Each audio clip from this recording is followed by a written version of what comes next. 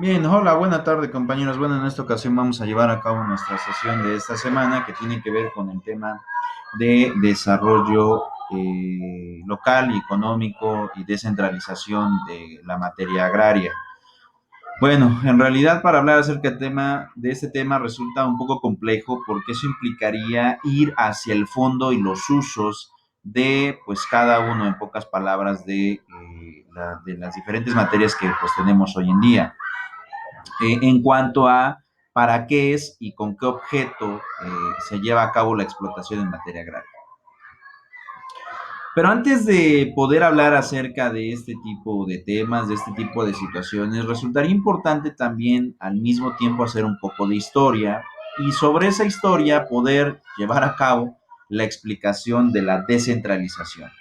Que esta palabra, por consiguiente, significa que la obligación del desarrollo del campo no va a ser completamente del gobierno, sino que también va a ser por parte de los particulares. Y esto se explica de la siguiente forma. Ustedes recordarán que aquel presidente que lleva a cabo la repartición agraria, el que tuvo la idea de repartir el tema agrario hasta culminar con lo que tenemos hoy en día, fue el presidente Lázaro Cárdenas, por ahí de los años 30.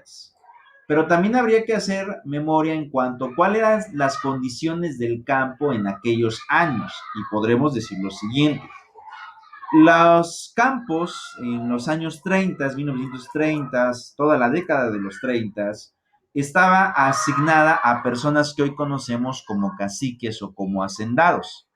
Ciertamente podremos decir también que lo que tenemos es forma de una forma de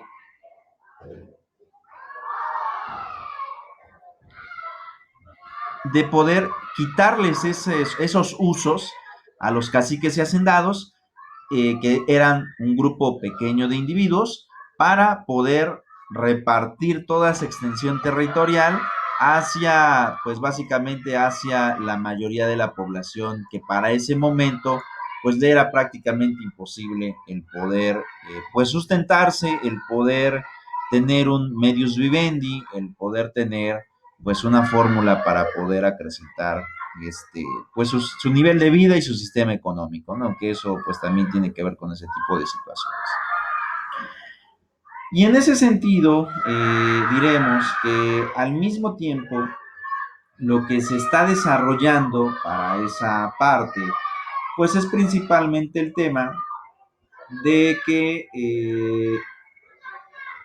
México, con la visión del presidente Lázaro Cárdenas, empieza a tener una visión nacionalista, es decir, que la inversión, así como también la mano de obra, pues se lleve a cabo por mexicanos, para que pues esas riquezas que se logren generar por la actividad económica, en lugar de que vayan a parar a países extranjeros por inversiones extranjeras, puedan quedarse y situarse en México. Pero también eso implicaría que los mexicanos tendrían que desarrollar e innovar en sus ideas para poder generar esta explotación en materia del campo. Y vamos a leer un poco de esto. De hecho, bueno, vamos a quitarme de aquí porque estorbo la lectura. Y voy a estar regresando en algunas ocasiones. Pues vamos a tener precisamente esto, ¿no? Vamos a tener esta situación en donde eh, lo que lo que vamos a tener es que el Estado mexicano ha tenido diferentes procesos en materia de apoyos, en materia de distribuciones regionales, en materia de economía, en cuestiones de economía. ¿Esto qué quiere decir? Que también los proyectos públicos o los proyectos gubernamentales no pueden ser los mismos que se ejecutan en el norte, en el centro y en el sur del país, por una simple y sencilla razón, porque las condiciones climáticas, así como las condiciones territoriales, los ecosistemas, son distintos. Si bien es cierto, existen ejidos en toda la República Mexicana, también es cierto que no toda la República Mexicana comparte los mismos rasgos ambientales y regionales. Por lo tanto, deben de existir ciertos proyectos para ciertas zonas. Y eso implicaría que también el fomento productivo tiene que detonarse de manera indistinta o distinta, mejor dicho, tendría que ser de manera distinta a ciertas zonas del país. Por otro lado, y lo que también es cierto, es que la gestión industrial y el proceso de industrialización del campo es algo que con el tiempo se tenía que empezar a dar. ¿Por qué? El proceso de industrialización te permite de alguna manera poder llevar a cabo la explotación agrícola con mayor facilidad. Y también eso implicaría el aumento de producción, el aumento de producción pues de alimentos. Es decir, la tecnología no está peleada con el tema del campo, sino que por el contrario, puede perfectamente utilizarse, puede perfectamente utilizarse para poder eh, explotar con mayor eficacia y en menor tiempo el propio campo.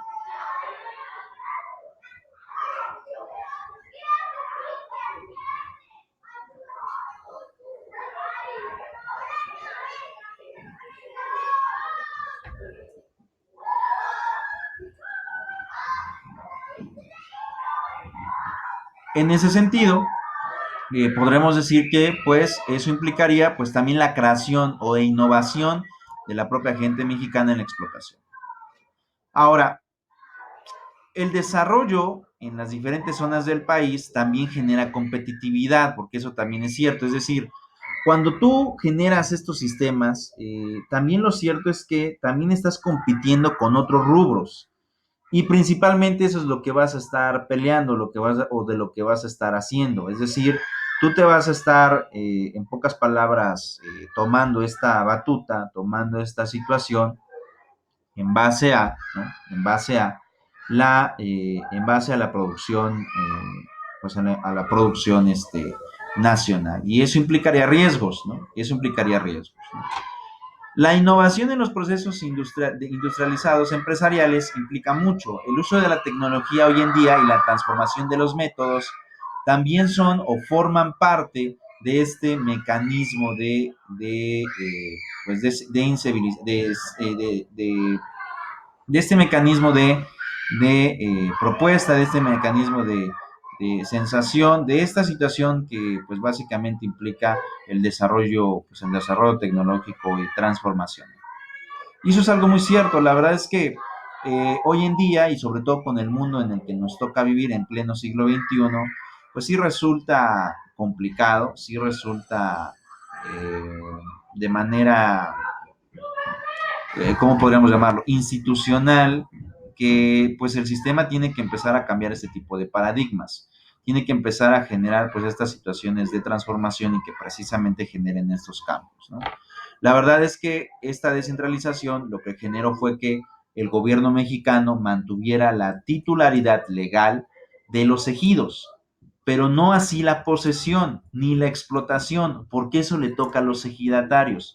Pero con la reforma que ya les había comentado con anterioridad al artículo 27 de la Constitución por parte del gobierno del presidente Carlos Salinas de Gortari, a los núcleos ejidales se les permite no solamente generar inversión por sí mismos, sino con estas reformas también les dice que pueden aliarse con sociedades mercantiles, con empresas, para poder detonar ese desarrollo, pues que al final de cuentas se necesita en ese campo y en ese rubro. Entonces resulta muy importante el poder generar pues estos campos. Ahora, bajo este esquema, lo que vamos a estar visualizando es que en realidad el entorno económico de detonación del campo depende mucho de las grandes alianzas, convenios o contratos que generen los privados con otros privados, sobre todo con fines lucrativos, pero siempre al pie y al margen de la ley y con supervisión del Estado. ¿Para qué? Porque también legítimamente o históricamente hemos tratado o hemos visto a la materia agraria como el campo más desprotegido o como la gente más desprotegida por una cuestión de merma económica y también por una cuestión que tiene que ver con pues con la oportunidad de tener recursos para tener defensas propias. Entonces, por eso es que en clases pasadas yo les explicaba que ahí en los contratos con sociedades mercantiles y sobre todo en la clase de la Procuraduría Agraria, esta Procuraduría lo que va a servir también es como un asesor externo de los núcleos ejidales, con el objeto de que cuando celebren contratos con sociedades mercantiles, estos contratos no sean perjudiciales para el ejido o bien no sean tomados en cuenta de manera alevosa y arbitraria en contra pues de los ciudadanos. Entonces, eso es lo que se va a estar generando en estos ámbitos y lo que tiene que estarse, pues lo que tiene que estarse realizando. Y me parece algo bueno. Ahora vean esta parte. La competitividad, si es que logras tener este desarrollo pleno, ¿no? Vas a generar competitividad y se constituye un marco de referencia de los países industrializados que buscan consolidar el desarrollo regional. La estabilización en la esfera macroeconómica es una premisa necesaria que presiona a las empresas para que mejoren su gestión. Aunque no es suficiente para hacer sustentable el desarrollo de competitividad, pues cada vez adquiere mayor importancia la puesta en marcha de políticas mesoeconómicas volcadas a consolidar la capacidad de negociación general entre el Estado y los diversos actores sociales para impulsar el desentorno socioeconómico. La competitividad sistémica sin integración social es un proyecto sin perspectivas, dado que involucra un proceso de transformación social más allá de la simple corrección del entorno macroeconómico. En el análisis del proceso de innovación surge el carácter endógeno multidimensional de la interacción con efectos acumulativos. La innovación en las nuevas interpretaciones de la economía industrial es un proceso complejo retroalimentario en las redes de enlace institucional, que esto es algo importantísimo. Hoy en día, lo que más marca el tema tecnológico es la innovación. ¿Cómo sabes si alguien va a ganar la batalla en la competitividad económica que existe a nivel global? Pues es aquel que innove tal vez con mayor profundidad o aquel que innove con mayor frecuencia, pero siempre tendrá que tener en cuenta la innovación. Hoy con el mundo tan complejo y tan competitivo resulta complicado en realidad innovar, o bien esos proyectos de innovación implican generar versiones pues económicas bastante grandes que por consecuencia generan al final de cuentas una situación de creación pues más compleja, ¿no? Pero que los pondrá en ventaja pues, con otros sectores. Ahora, algo también que me gusta mucho es que el hecho de que tú tengas estas desarrollo de tecnologías y tengas explotación, al final de cuentas vas a generar ¿qué? Vas a generar empleo y difusión de tecnologías en ese marco. Y también vas a cambiar de actores entre los que hacen o realizan y entre los que empiezan a generar un nuevo sistema para el desarrollo económico. Me parece fundamental esta tarea porque la competitividad implica también el esfuerzo de aquellos que participan en esa competitividad por generar un marco aún mayor pues de desarrollo. Ahora, vamos a generar una pausa. Tengo aquí un video preparado y vamos a ver qué pasa con el desarrollo rural en México, que precisamente tiene que ver con el tema que estamos visualizando. Villalobos, titular de la Secretaría de Agricultura y Desarrollo Rural de México, quien estuvo presente en la Conferencia de Ministros de Agricultura de las Américas 2019, donde se debatieron temas como la inclusión digital en los territorios rurales, los nuevos equilibrios entre productividad y sostenibilidad y el papel de la sanidad en el comercio de productos agrícolas. Bienvenido, doctor Villalobos, a Noticias del Agro. Para comenzar, me gustaría que nos comentara cómo México viene incorporando herramientas como las TIC en las comunidades rurales. Bueno, la parte de la comunicación y la información es fundamental hoy día en nuestro sector, como lo es en todas las demás disciplinas. Pero lo que queremos en México es conectar la Secretaría de Agricultura con nuestros beneficiarios, que son todos los agricultores. Y lo que estamos haciendo es fortalecer mucho esta comunicación a través de vías relativamente sencillas, sea a través de programas cortos de televisión. Tenemos ya en progreso un programa de radio que inicia a las 5 de la mañana, de 5 a 7 de la mañana, que va a dar información y que va a facilitar mucho la comunicación. Creemos y estamos convencidos de que hoy día la forma de la extensión agrícola, la extensión rural, tendrá que hacerse utilizando las tecnologías de la información y la comunicación. El universo, la cobertura es tan grande que solamente así podemos llegar hacia los territorios más recónditos y llegar finalmente al agricultor. Entonces, es una forma de verlo desde el punto de vista de la extensión agrícola y el comparar y compartir la información. La información que se genera por los mismos productores, por nuestras instituciones técnicas, por la propia Secretaría de Agricultura, es básica para ellos para tomar decisiones. Y eso es fundamentalmente lo que estamos haciendo. Yo hacía el comentario ayer de que es muy importante que tengamos estos esquemas de información que nos permitan acercar a los productores hacia los centros de conocimiento, los centros de innovación. Solamente así vamos a poder, ahora sí que cumplir con los grandes retos que tiene nuestro sector. ¿Y qué nos puede decir con respecto a uno de los temas tratados en este encuentro, como lo es la productividad siendo sostenible? ¿Cómo se puede lograr que los productores incrementen sus ingresos y a la vez cuiden el medio ambiente? Sustentabilidad versus productividad, yo considero que no son temas que riñen. No considero que son temas que se confrontan en la producción.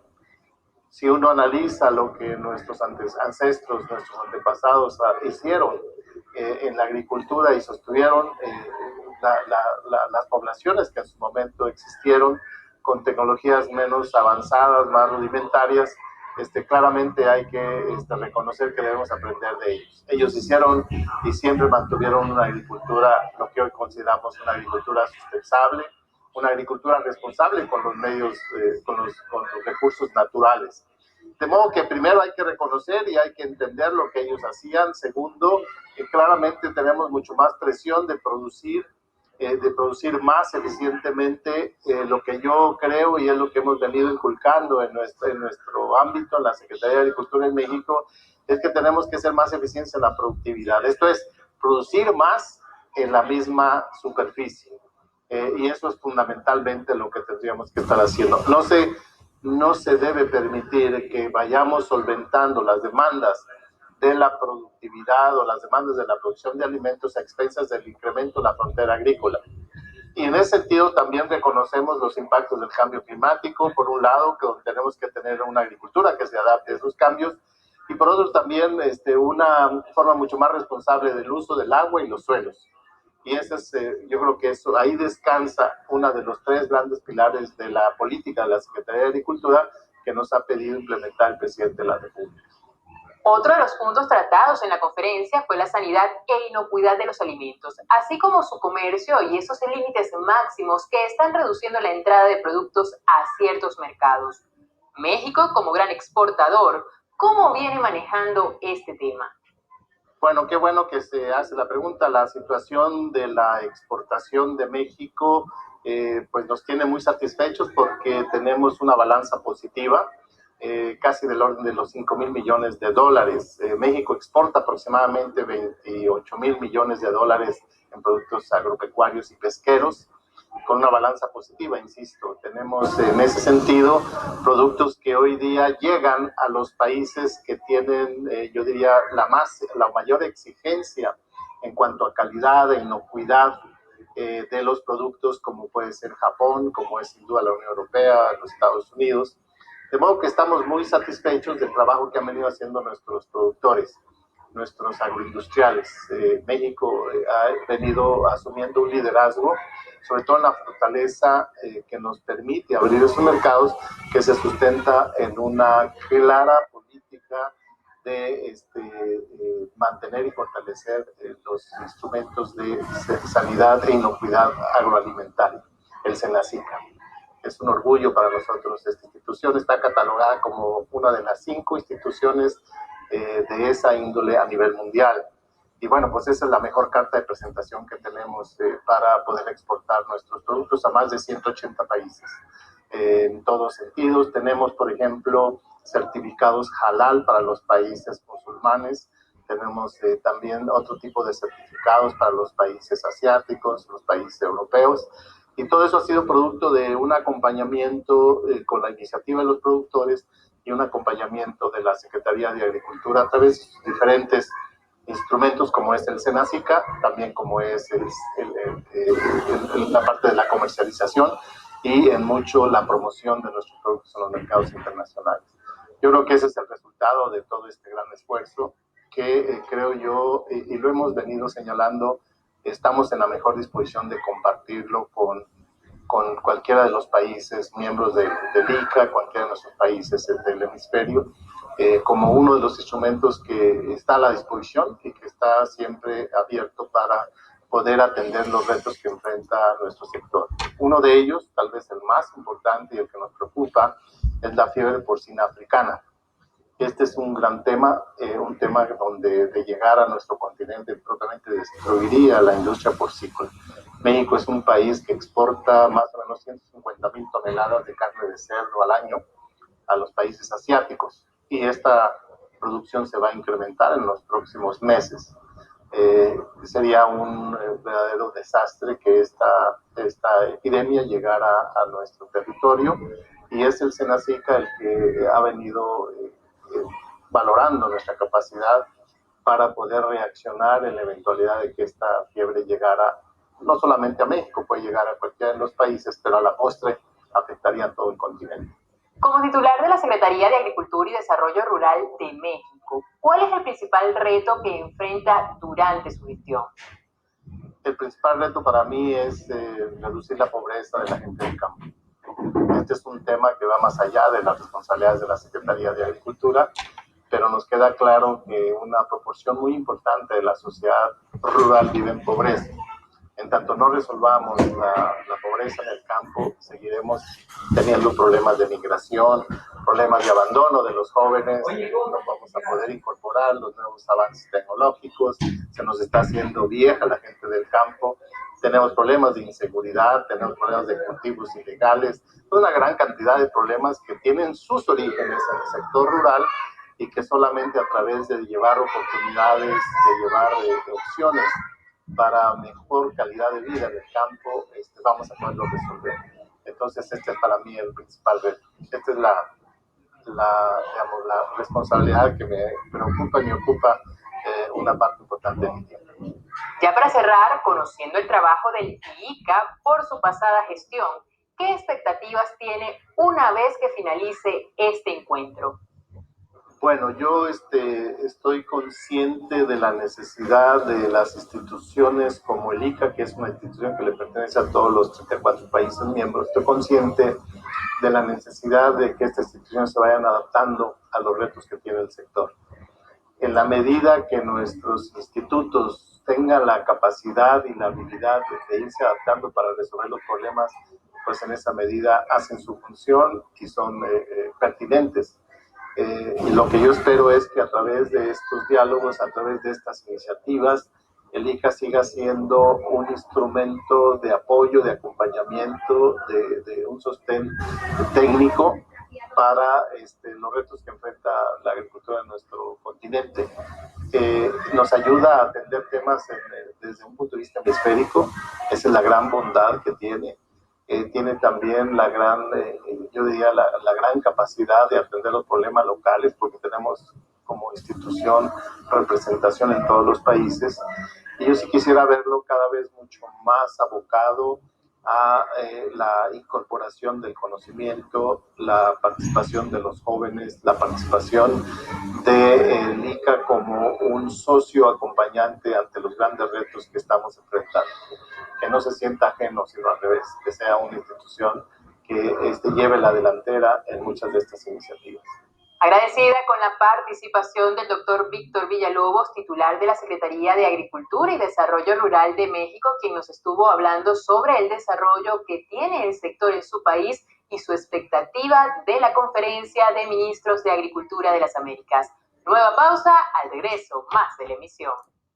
Bien, como podrán darse cuenta, pues básicamente lo que tenemos es una situación en donde el propio titular de esta Secretaría de Desarrollo Rural pues explica los alcances que tiene la innovación y también los procesos productivos en el caso del desarrollo rural en México, ¿no? Él decía y hablaba, hay plantas, hay animales, ¿no? En el caso del cerdo, cuando se lleva a cabo esta situación y dice el primer mercado comercial es literalmente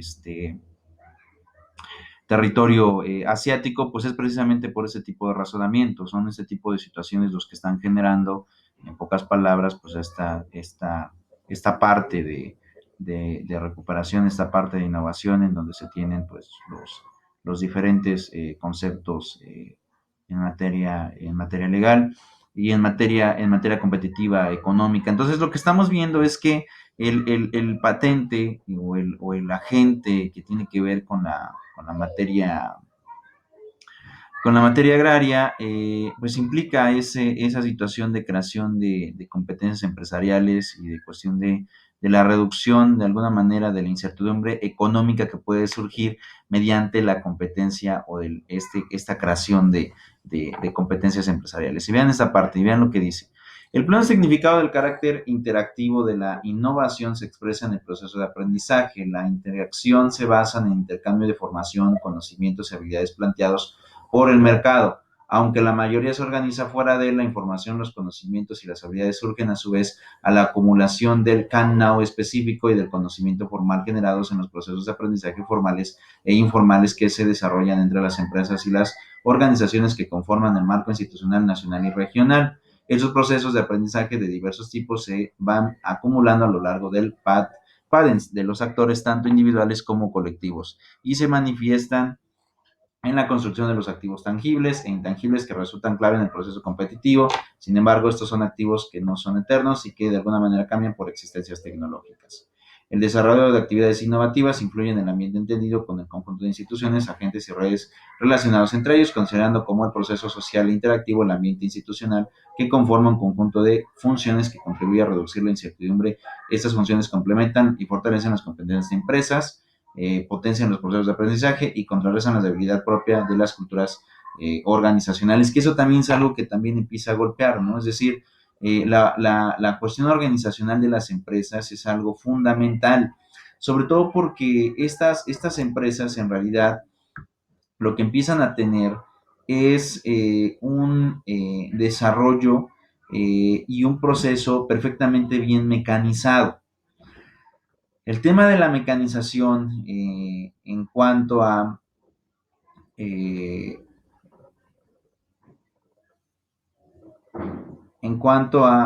la cuestión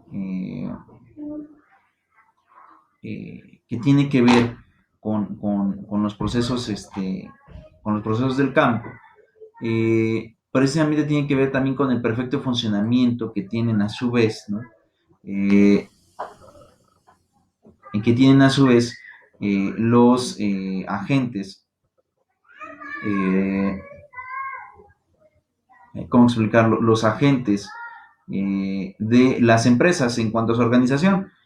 El éxito de cualquier empresa es perfectamente su organización. Si la organización falla, pues literalmente no van a tener con qué competir en tiempo posterior. La posterioridad implica, entre muchas otras cosas, un cambio y un clima completamente diferente a ese tipo de cuestiones. La verdad es que en el caso de esta descentralización, pues genera este fenómeno de darle la oportunidad a particulares para que puedan empezar su desarrollo.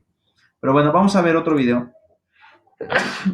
que tiene que ver con esta importancia del desarrollo rural y de la tierra, pues hoy en día.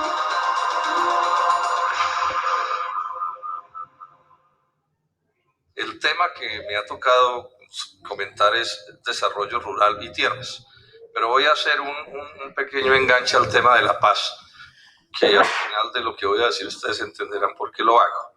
Y empiezo diciendo esto: en Colombia hay una especie de teoría oficial, o por lo menos muy dominante, que dice que el problema de la violencia, particularmente el de la guerrilla, es el resultado de la pobreza nacional y particularmente de la pobreza agraria. Un poco la idea de que como hay pobres en el campo y hay pobreza rural, entonces hay o tiene que haber guerrilla o eso explica la guerrilla. Yo nunca he compartido esa idea, desde los días en que estudié aquí en esta universidad, no he compartido esa idea. Uno puede encontrar muchísimos países del mundo más pobres que Colombia, en donde nunca ha habido un fenómeno guerrillero. Luego, decir que la pobreza genera de manera inexorable un alzamiento armado contra el Estado no resiste análisis. Que la pobreza pueda ser un caldo de cultivo, digamos, para manifestaciones contrarias a la ley, como la guerrillera o como de otro tipo, bueno, eso puede ser, pero un argumento de causalidad de la una a la otra no lo comparto. Ahora, esto tiene su importancia decirlo, ¿por qué? Porque, bueno, en primer término es interesante establecer, a quienes hemos estado en la academia toda la vida, nos es interesante establecer, pues, la verdad de las cosas. Y Colombia, pues, no puede seguir repitiendo una falacia eternamente. Pero además, porque es importante que esto que yo estoy planteando sea cierto, porque si no nos vamos a quedar en la guerra prácticamente toda la vida, no va a ser posible superar la violencia que estamos padeciendo. Si ustedes me preguntan entonces, bueno, entonces ¿cuál es la causa de este conflicto armado? Yo diría que este conflicto armado obedece a una decisión política. En la década de los 60, en muy buena medida intentando repetir la experiencia de la Revolución Cubana, hubo quienes tomaron la decisión de tomarse el poder a tiros. Y en eso están desde esos días. Y bueno, y ahí pueden contar también la pobreza, no voy a decir que no, repito, la Guerra Fría y otros factores, pero insisto en que es una decisión política. Luego, la paz en Colombia, entendida en este sentido de que no haya guerrilla, es también un problema de llegar a una decisión política en ese sentido. De otra parte, ya entrando al tema que nos ocupa, digamos que es casi imposible encontrar un peor modelo agropecuario que el de Colombia. Es casi imposible, yo diría. ¿Por qué? Porque en primer término, desde el gobierno del doctor César Gaviria Trujillo, tenemos un modelo agrario, pues un modelo macroeconómico que incluye lo agrario, que es de sustituir el trabajo nacional por el trabajo extranjero. Esa es la política. La política no es exportar, la política es importar, reemplazar trabajo nacional por trabajo extranjero. Eso es lo que está pasando. Y no puede haber nada peor para un productor al que le digan que su trabajo puede ser realizado por otro. Esto no es, digamos, un problema de la maldad, sino es un problema de las concepciones económicas y los intereses de las grandes potencias. Traducido a términos de economía, la aplicación mecánica de la doctrina de las ventajas comparativas. A mí me decía un ministro, senador Robledo, ¿por qué hay que producir alimentos? Si uno tiene petróleo y tiene carbón, pues con eso paga los alimentos que haya que importar, y después me lo puso en un artículo en el periódico La República. Esa es la doctrina oficial de Colombia. Entonces, digamos que ya tenemos un elemento de una gravedad extrema, y aquí comentando estas cosas, recuerdo el caso de un indígena tolimense, propietario de tierra y arruinado por el libre comercio, que nos decía: los indios no somos lombrices, no comemos tierra. Entonces, con toda la importancia que tiene, por supuesto, la tierra para la producción agropecuaria y para los campesinos, los colombianos no somos lombrices, no comemos tierra. A esto sumémosle, como ya se ha mencionado acá, un fenómeno de concentración de la propiedad, pues, pavoroso, de los más altos del mundo, que por supuesto agravan otro problema muy clásico de Colombia, que es una pobreza rural absolutamente inaceptable, que nos debe avergonzar ante el mundo. Pero hay un asunto que se mencionó aquí, lo menciona Ana María, pero yo quiero resaltar, y es como el grueso de las tierras en Colombia, de las tierras, digo yo, con vocación agrícola, con posibilidades agrícolas, no están en la producción. De más de 20 millones de hectáreas, apenas 5 están, digamos, en la agricultura. Los demás son formas de ganadería extensiva de bajísima productividad, rastrojos y cosas absolutamente menores. Este es un punto que debería concitar, a mi juicio, el centro del debate nacional agrario hoy. Porque es que si uno tiene tierra, tiene aguas, tiene gente y no produce, entonces, ¿qué es lo que estamos haciendo? Entonces, aquí surge una pregunta, bueno, entonces, ¿cuál es el factor, cuál es el papel económico de la tierra en Colombia? Es muy simple, la tierra en Colombia, por muchas razones, incluido el libre comercio, no es un factor de producción agropecuaria, sino un factor de especulación inmobiliaria. O sea, el negocio de la ganadería no es de la ganadería. El negocio de la ganadería es ocultar tras 4 vacas que pagan el mayordomo y un predial muy bajo, ocultar un negocio de especulación inmobiliaria, que es lo que hoy hay en la altillanura. La SAC ha reconocido fenómenos de encarecimiento, de valorización de la tierra en la altillanura, en ciertas zonas del 3.900 en 10 años. Eso no lo da ni la mafia. Y eso es lo que está sucediendo. Entonces no importa que no haya agro, que no importa que no haya producción, porque los capitales excedentarios se están yendo a la tierra a estos fenómenos de especulación inmobiliaria. Y si esto no se corrige, no se corrige nada. No se corrige, por supuesto, absolutamente nada. ¿Qué está pasando hoy con el gobierno del presidente Santos para llegar al tema de la paz? La política del presidente Santos es insistir en esto de lo que estamos hablando. Esa es la política, pero yo diría que empeorándola. Alguien me dirá, pero bueno, senador, la restitución de tierras. Yo soy partidario de la restitución de tierras, ojalá eso salga muy bien, pero hago 2 comentarios. El primero es que así se lograra restitución de 100% y eso no es posible que pase. La estructura agraria colombiana quedaría bastante parecida a como es hoy, o por lo menos quedaría como en el año 91, que es la fecha, digamos, que se escogió para decidir esto, y en el 91 el desastre agrario era bastante semejante al de ahora, porque ya incluso habían arrancado los TLCs. Pero además con este agravante, es que tampoco hay restitución. O sea, mi teoría es que la restitución la tira Santos más como una cortina de humo para ocultar el resto de su política agropecuaria, pero ese es, digamos, su propósito principal, pero con esta anotación es una cortina de humo que ni humo echa, porque van menos de 500 restituciones, y el gobierno prometió hacer 160.000 de aquí al 7 de agosto del año entrante, no va a cumplir. Y cuando le indicamos esto al doctor Juan Camilo Restrepo, entonces nos levantó la teoría de que no había metas, que este gobierno restituiría lo que se pudiera.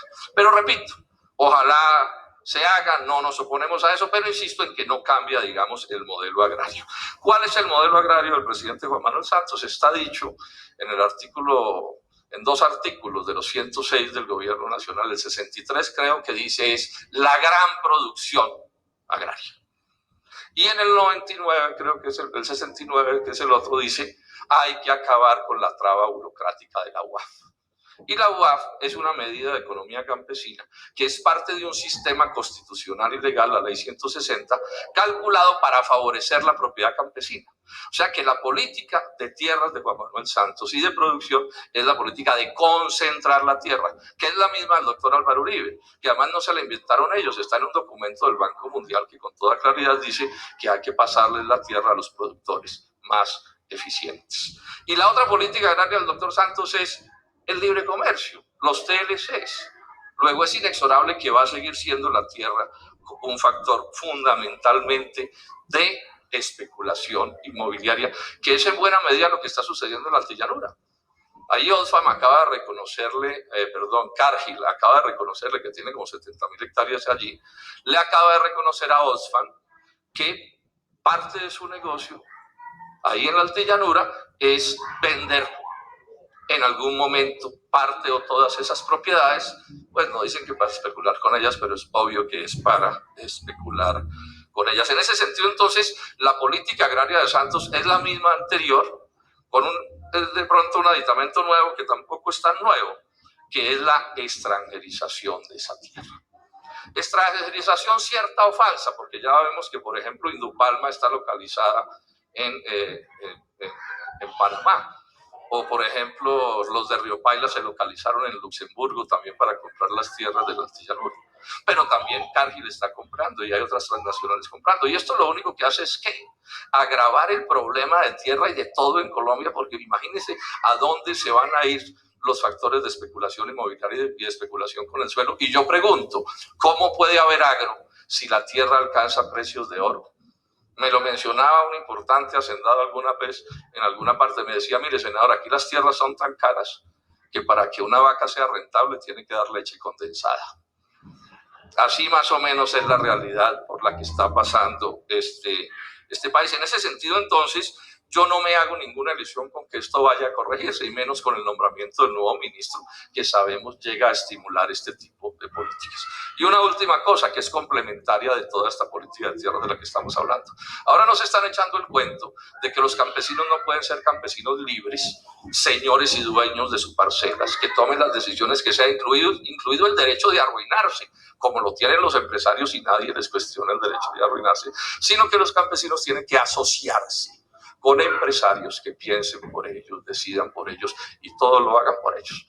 Pues bueno, ahora con este pequeño escándalo del ministro Lizarralde, en mi oficina nos tomamos el trabajo de estudiar los contratos de las asociaciones de Indupalma con los campesinos, que son las que nos ponen a Ana María como el gran ejemplo. ¿Y qué encontramos? La cosa más detestable. Primero, no hay asociación. Ya termino. No hay asociación. Todo el riesgo agrícola lo corren los campesinos propietarios de la tierra. Todo el riesgo. El riesgo de poner la tierra, el riesgo de perderla si no pueden pagar los créditos que tienen que contratar, el riesgo de la inundación, el riesgo de la plaga, el riesgo de todo el negocio agrícola. Y cuando por fin logran producir su fruto, lo tienen que vender una extractora de la cual no son socios. Esa es de Indupalma. E Indupalma pone el precio de la fruta como se le antoje en última. Y además Indupalma opera el proyecto, hace como una especie de gran capataz del negocio y cobra la módica suma, unas veces del 8% de la plata que se mueva y otras veces del 14%. Eso, por supuesto, es un modelo de asociación absolutamente indeseable. Yo no me opongo a que pueda haber en un momento dado contratos y sociedades y cosas de estas, pero de esto de lo que estamos hablando es una cosa de una gravedad inaudita que tiene que ver con el plan general, que es ¿cuál? La super gran plantación. Ya no son las fincas de 5.000 y 6.000 hectáreas que nos parecían tan grandes la otra vez, o de 1.000 y 2.000, no, ya estamos hablando de 50.000, 100.000 hectáreas. Cargill, los banqueros, el primer banquero de Colombia metido en el negocio, a mi juicio, para un modelo principalmente de especulación inmobiliaria, porque ellos tampoco podrán competir con el libre comercio. Pensar que un banquero colombiano, por poderoso que sea, va a derrotar los subsidios agrícolas norteamericanos, por supuesto, carece, y ya voy a terminar, una excusa que me estoy pasando un poco. ¿Esto cómo conecta con la paz? Es el tema que nos ocupa. Conecta de esta manera. Yo no creo entonces, bajo ninguna razón y por todo lo que he explicado, que el presidente Juan Manuel Santos esté en condiciones de firmar nada que constituya una política progresiva para el agro nacional. Yo no creo eso posible. No lo creo posible por todo lo que acabo de explicar. Cuando a alguien le expliqué esto, entonces ese alguien me dijo, bueno, entonces que siga la guerra, porque si no va a cambiar el agro profundamente, pues que siga la guerra. Bueno, en el Polo no pensamos así, no. En el Polo pensamos que debe haber proceso de paz, que esas armas deben ser entregadas, o como se quiera llamar, que debe haber varios miles de fusiles menos en los campos de Colombia, así no haya una transformación profunda del agro nacional. Y las razones por las que es bueno que eso suceda son obvias. O sea, que haya esa disminución de la violencia, no la eliminación, pero la disminución de la violencia. 3 razones fáciles. Primero, pues menos muertos y menos sangre. Pues, yo pienso que cualquiera lo celebra. Segundo, si el día de mañana hay un poco de menos gasto público en guerra, pues yo creo que eso de alguna manera también nos va a servir. Pero tercero, y esto lo valoramos mucho los de la oposición que queremos cambiar a Colombia, en este ambiente de violencia, de muertos, de represión, etcétera, etcétera, pues la lucha política es mucho más difícil porque hay menos ambiente democrático. Entonces, entre otras razones, quienes pensamos que es bueno hacerle un cambio profundo a la política agraria colombiana, sí debemos ser partidarios de que esas armas dejen de existir en los campos de Colombia, que eso nos va a facilitar las tareas en las que estamos empeñados. Muchas gracias.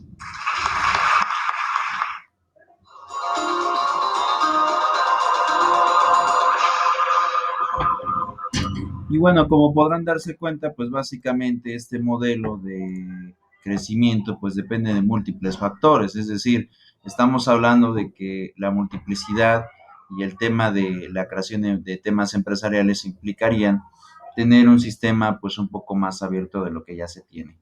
La verdad es que la descentralización del campo sí ha generado en algunos casos bastante crecimiento, sobre todo cuando hay acuerdos con empresas transnacionales en la explotación de estas tierras ejidales, pero por otro lado también lo cierto es que tenemos una situación bastante complicada. y complicada en el sistema de que el sistema actual, el sistema económico en el que nos estamos basando, implican que esta descentralización deje de tener un paradigma únicamente nacional para convertirse en un tema globalizante, consistiendo en entrar al mercado, entrar en el libre comercio, entrar en la competitividad, en la planificación estatal, en el apoyo gubernamental y en la inversión nacional y extranjera. Todo eso conlleva prácticamente lo que hoy denominamos descentralización. Por consecuencia, lo que estamos teniendo, pues sí es un fenómeno que genera otro, consecuentemente, para tener un reposicionamiento económico a nivel global. Pero bueno, hasta aquí dejaré la clase del día de hoy. Nos estaremos viendo la próxima clase. Por mi parte es todo. Hasta luego.